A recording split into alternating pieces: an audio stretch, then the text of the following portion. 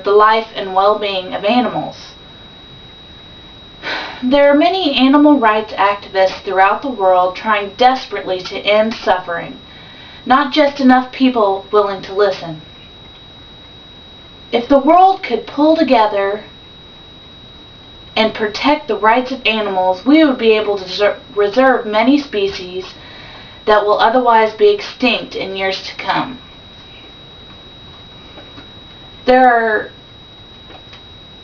two major problems in the world today when it comes to cruelty to animals. The first I'm going to talk about is the fur trade. Now, we all see it every day on commercials, in stores. Fur coats, fur boots. It's a fashion statement.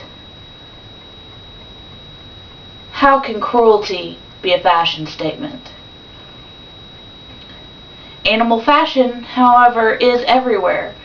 It is expected that you will encounter at least one animal print or fur item on the streets every time you go out. In fact, trade in cat and dog fur is far bigger than the world previously believed. Most people who murder do not see beyond their clothing or purses. They spend hundreds on winter coats and don't even bother to think about where it comes from, or what kind of life the animals lived before it was crafted into our clothing.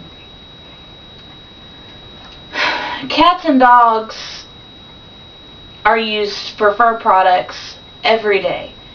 Cat and dog fur products were found by the Humane Society of the United States and several countries across Europe, as well as the USA.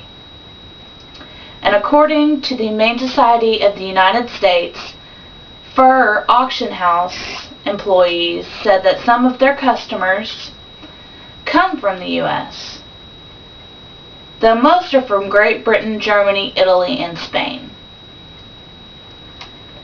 Cats and dogs that were once someone's pets were rounded up, transported in sacks and crates.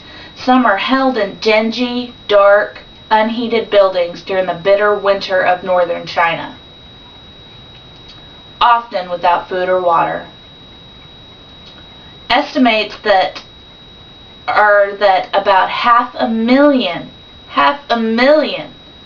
cats are killed each season from October to February.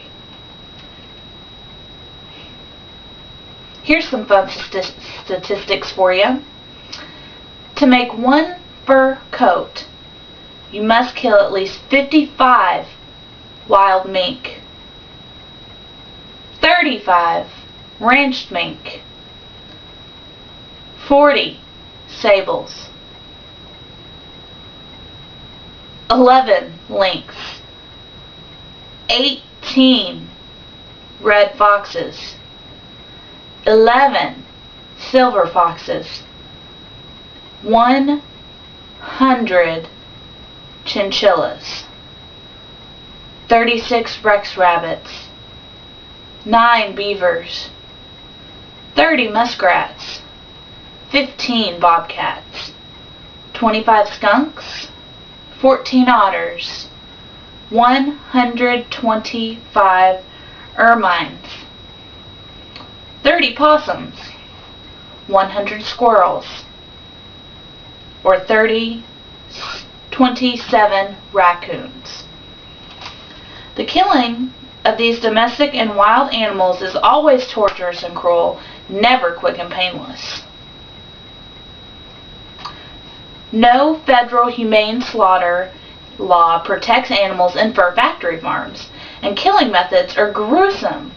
They use slaughter methods that keep the pelts intact but can result in extreme suffering for the animals. But who cares as long as you got the fur to make the coats? For example, small animals can be crammed into boxes and poisoned with hot, unfiltered engine exhaust from a truck. Engine exhaust is not always lethal, however, and some animals wake up while they are being skinned. Larger animals have clamps attached to or rods forced down their mouths, and rods are forced into their anuses.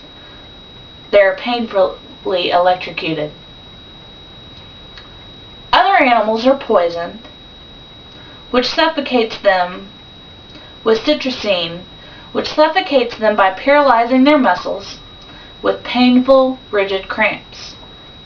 Gassing, decomposition chambers, and neck breaking are other common slaughter methods in fur factory farms.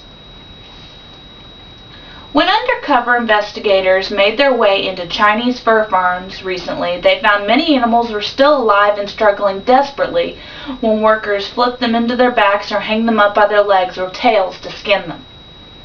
When workers on these farms begin to cut the skin and fur from the animal's leg, the free limbs kick back and writhe.